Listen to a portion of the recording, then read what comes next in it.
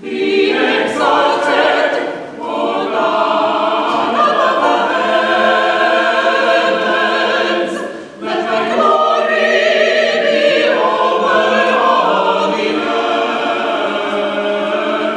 Be exalted, O God above the heavens. Let thy glory be over all the earth.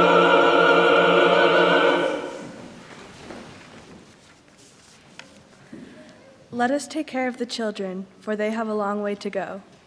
Let us take care of the elders, for they have come a long way. Let us take care of those in between, for they are doing the work.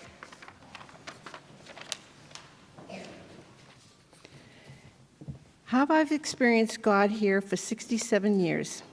After moving from New Jersey to Milton in the late 1940s, my family visited many churches in the community, trying to find a religious community that they were comfortable with. After visiting the First Congregational Church, they knew they had found what they were looking for. It did not take long for the family to get involved with First Congregational. My father became the superintendent of the Sunday school, which back then would have been Burgett's position. They also became very active on committees and were also members of the church choir. In June of 1950, my parents, having decided that this was their church, would have my brother, my sister, and myself baptized here. That was June 11th, 1950. I was 8 years old, and I still remember that day. I was not sure of this date of this baptism, but as I was looking for something in my sunroom, a little card fell down showing the date of the baptism. Just fell out of nowhere. If that wasn't a sign from God, I don't know what is. Being on the diaconate for many years was a wonderful experience. God somehow gave me the strength to be able to visit one-on-one with members of this church who were no longer able to attend for one reason or another. Always a very shy person who would rather be in the background doing things, the experience of being on the diaconate made me a stronger person. I will never forget Jeff's diaconate retreat at the Nuttings on Cape Cod. The spiritual journey he took us through was amazing. He actually made me cry, so I won't go into that in full detail. The wonderful Sunday school teachers I had here and the wonderful household I grew up in gave me insight into the person I would become. I knew from an early age that having God in my life and attending this church was very important. As a young adult, this became very clear after working for one day in a bank in Boston. I knew that was not for me. After leaving the bank, I enlisted in the U.S. Army. Now that's a story for another day. After leaving the Army, I went to work for the Salvation Army and then the Unitarian Church. I knew that God and a religious community not only had to be a part of my life in church, but also in my work life. Several months ago, Matt asked the choir to sing for Elva Proctor, who was under hospice care and a person who I've known for almost all my life. It is in these times that I sense the true meaning and spirit of God and how valuable it is to be a part of this wonderful church. I am so thankful that we got to sing for her. Going back to the late 1940s, when my brother was about 8 or 9, he was crossing Adams Street in Milton Village to go to our father's store. As he was crossing, a car went through the walk light and threw him 50 feet in the air. He broke almost every bone in his body. The members of this church stood vigilant in that year that took him to recover, and as Reverend Ratcliffe prayed with us for Don's recovery, the children in Sunday school wrote out prayers to send to him. I remember Reverend Ratcliffe telling my sister and I that Don was in God's hands and that it was very important to say our prayers. The many friendships made here have been an invaluable part of my life. I think of those who have passed but who were here to help and to pray with the family when my father's store burned down. He had suffered a major heart attack during that event, which kept him in the hospital for 3 months. Again, the church community gathered together to help in preparing meals and making sure the family was okay. When Reverend White came to our house and we prayed, I always felt a sense of comfort in that God would watch over us as he recovered. When I was in the Army, the church family sent me letters and cards to stay in touch, and even went so far as to send cookies, each one individually wrapped so as not to break in transit, and a Bible verse tucked away inside. Needless to say, my Army buddies were very impressed, especially when their packages arrived in crumbs and no Bible verse. I have so many fond memories of this congregation's love and support and of God's love and how God has been in the hearts of this congregation to do their kind deeds. I have looked back to appreciate all that this congregation has done, not only for me and my family, but for so many others and the time and commitment given. The spiritual journey here never ends. I would like to say in closing that First Congregational has certainly meant a lot to me, and I feel truly blessed. I am proud to be a part of this church community, and I hope for many more years to come.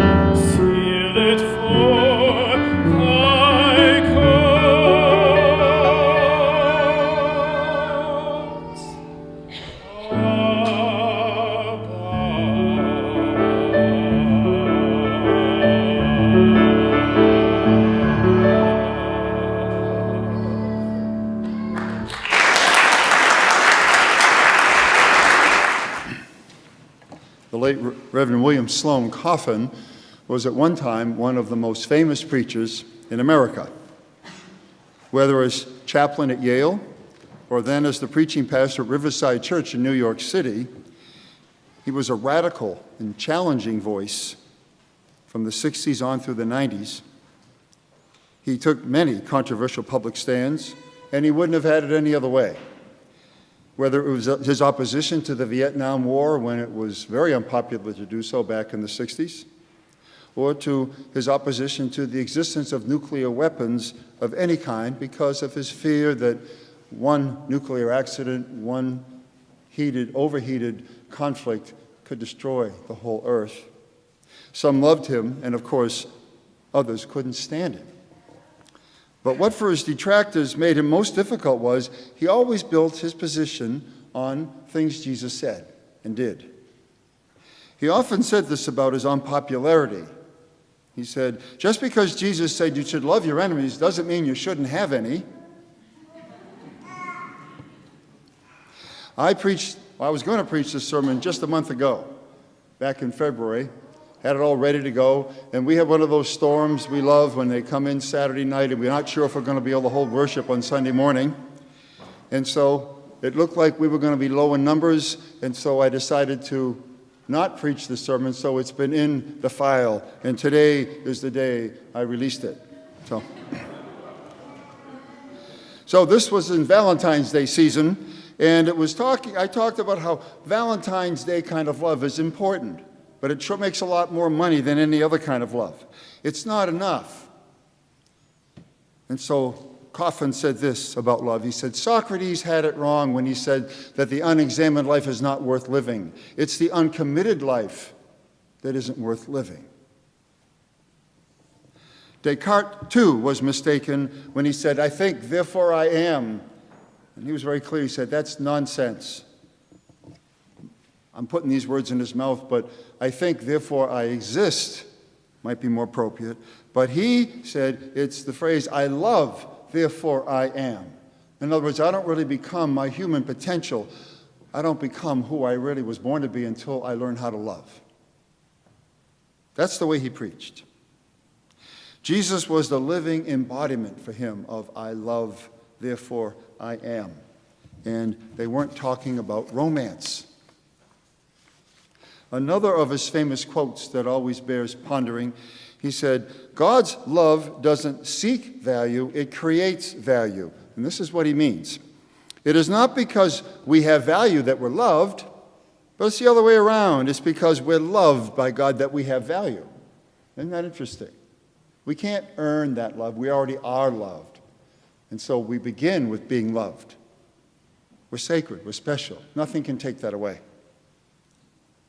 You've heard it said, love the sinner, but hate the sin.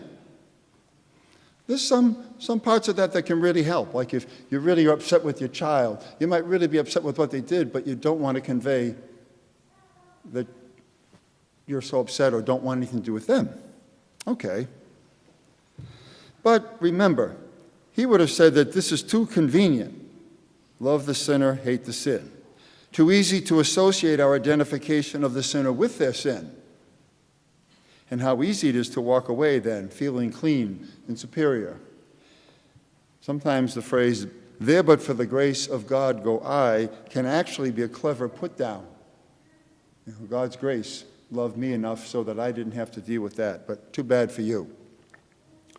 Tony Campolo points out that what Jesus really meant was love the sinner and hate the sin in yourself. That's the only way to move in the direction of your own salvation. See, this is tough stuff. This isn't just, let's spread some, frosting over this cake and, celebrate, feel good, don't worry, be happy. This is the kind of thing that Jesus did when he stopped the angry men from stoning the woman caught in adultery. You'll remember the story. They brought her out. They said, we've caught her. She broke the law, and the law says we should stone her, and not just bruise her, stone her to death. And we hear about things happening like this in some cultures that go right back to that ancient code, and it scares us. They hated her sin, but they also found it very easy to hate her, enough to stone her to death because the law said it, and they didn't question it. But then Jesus turned it around, and he confronted them with their sin, saying, "Those of you without sin, throw the first stone." Would they want the letter of the law exacted upon them throughout everything they'd said and done in their lives? No. So they threw down their stones, they mumbled and grumbled and walked off, and the woman was left unkilled. This is the core of the love that Jesus preached, and it's much bigger than Valentine's Day, isn't it? We can't judge others because we can't see straight enough to do it, because our vision's clouded by our own sin. We don't have pure vision. Take Zacchaeus, the perfect subject for this discussion. Notice it said he wasn't just a tax collector. I gave you a clue. I said he was chief tax collector. Now, the rules were that tax collectors went out, they were Jews, and they went among the Jews. They were sort of contracted by Rome to go collect the taxes of the other Jews. And so they could then gouge their own people. And if somebody owed $1,000 and they could get $1,400 out of you, they could keep the extra.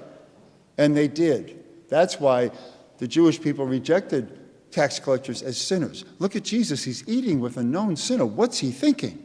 We don't associate with people like that. So Zacchaeus was ostracized. He didn't make it with the Roman people, even though he could rub shoulders. He was rich. And he didn't make it with his own people because he used them and wounded them. And then notice, he wasn't just any old tax collector. He was the chief. So here we have the fox who outfoxed the other foxes and maintained control over them. And so, he's curious about Jesus. He doesn't say he's had a faith moment or anything. He's just curious. So he's short. So he climbs a tree to look down. And somehow Jesus sees into his heart. He goes up that tree, a hated man, and he had earned it. But he comes down and then entertains Jesus in his home, and suddenly he's been transformed. He's a completely different person. He's the Scrooge of Jesus' day. I can only imagine how the Jews received him after his conversion. We're not sure we can trust that man. We don't know if he just went temporarily insane or if he's really changed. Notice also that Zacchaeus didn't act like other wealthy people who sometimes say when they make a big donation they want a plaque or they want a monument, they want their name on it. Zacchaeus simply wants to repay the people that he's wronged. No strings attached. His whole personality seems to have been reorganized. It's remarkable. He had been loved while he was still a crook. And suddenly, he wanted to love people the way he'd been loved. Only love can do that. In the Babemba tribe of South Africa, when a person acts irresponsibly or unjustly against the tribe, everything stops and they place this person in the center and the people circle up all around them.